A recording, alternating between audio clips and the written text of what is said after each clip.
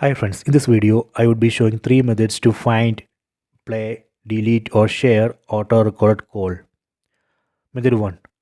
Go to this phone app, tap on this phone app icon, tap on these three dots on top right corner, go to settings, go to record calls, tap on this recorded calls.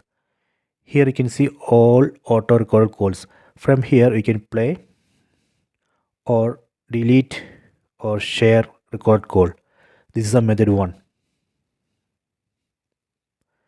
Method 2. Go to my files, tap on this my files app icon, tap on audio files. Here you can see all auto recorded calls. From here you can play, delete or share. Method 3.